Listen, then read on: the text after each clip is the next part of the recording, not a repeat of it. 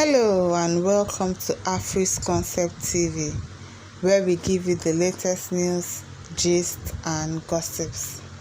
Now to the news of today. The headline: Ipob bid to force US to intervene in Kanu'S case gets boost. As Igbo leaders, Khan backs American congressman's gesture. Now to the main news. The call by a U.S. Congressman, Jarvis Johnson, of the state of Texas, seeking the American government's intervention in the continued detention of the leader of the indigenous people of Biafra, Ipob, Nnamdi Kanu, has received the backing of eminent Igbo personalities. Johnson, who made the demand in a statement dated January 9, said it would be wrong for the U.S., which had defended democracy in different parts of the world, to stay aloof and watch the Nigerian government flagrantly violate both its rule and international laws. He accused Nigeria of carrying out genocide against her citizens. The U.S. lawmaker maintained that Kanu committed no crime by asking for a referendum for the self-determination of his oppressed Biafrans. He strongly condemned Kanu's abduction and extraordinary rendition from Kenya, saying that the time has come for the U.S. to call the Nigerian government to order. The statement read in part: Mazi Kanu's only offense is that he is the leading advocate for the freedom of all oppressed Nigerians and for a referendum on the Biafran issue. The right to free speech, including political advocacy, is the cornerstone of all democracies. At a time when democracy is threatened globally, it is imperative that we all join hands to protect Mazi Kanu's right to freedom of speech. The illegal kidnapping, torture, and solitary confinement of Mazi Kanu offends our democratic norms. So does the willful disobedience of the judgment of its own courts by the Nigerian government. I am demanding the immediate release of Nnamdi Kanu. The government of Nigeria needs to comply with the UN mandate and the orders of its own courts. The Nigerian government is carrying out another form of genocide, one citizen at a time. I am calling on the American government to get involved to stop this genocide. We have protected our other countries around this world to help vulnerable populations. We need to do the same for Nigeria and its Biafran citizens. Long overdue. Speaking with Sunday Vanguard on the matter, National President of Abia State Elder Consultative Forum, Professor Prince Ariwodo, described the call as long overdue. He said that it was signified that the international community was aware of the plight of the Ipob leaders and the persecution of the Indigo in Nigeria. His words: "The call is timely. I am glad that the international community sees the ordeal of the Igbo man in Nigeria." Ariwodo expressed disappointment that despite repeated appeals by Igbo leaders, President Muhammadu Buhari has failed to release Kanu.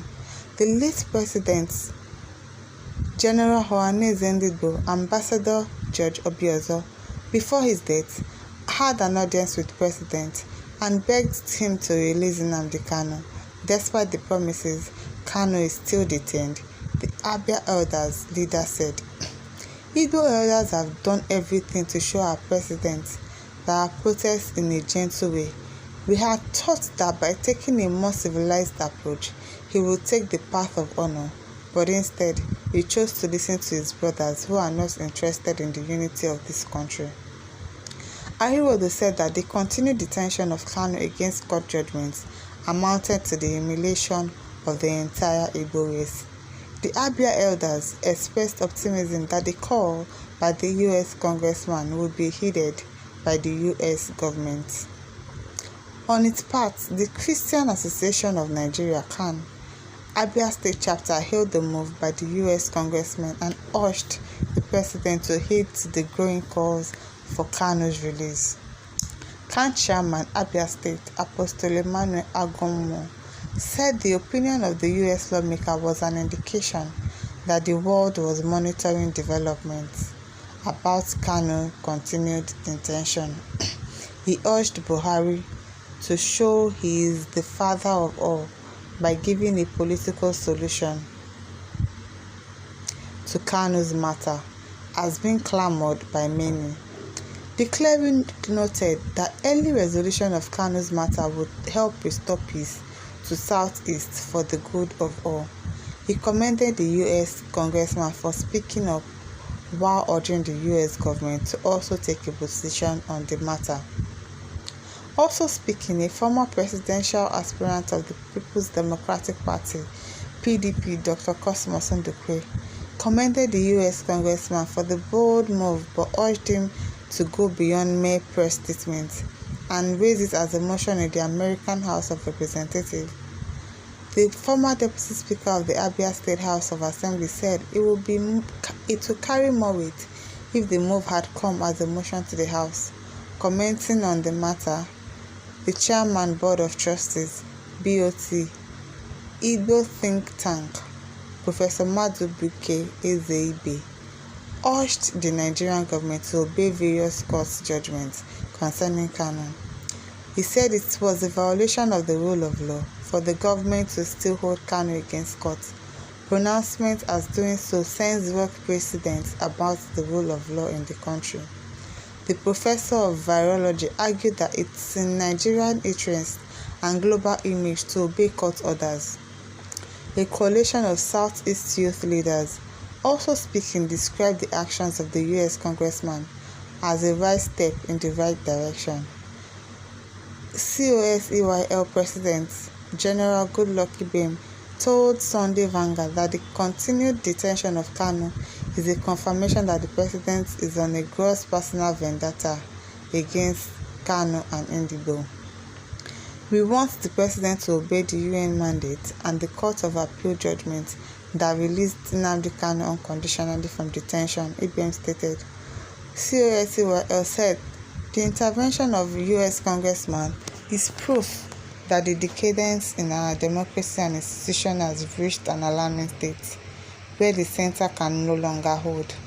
The U.S. has seen with their eyes how our democracy has been reduced to autocratic and dictatorial regime where there is no rule of law and obedience of court orders. We urge the United States and the international community to listen to Congressman Jarvis Johnson to save our hard-earned democracy before it is totally destroyed. Injustice to one is injustice to all. The UN should do its best to ensure that Nnamdi Kanu is released. You see that obeying laws and court orders in this country is fire, because nobody obeys court orders, especially these our politicians.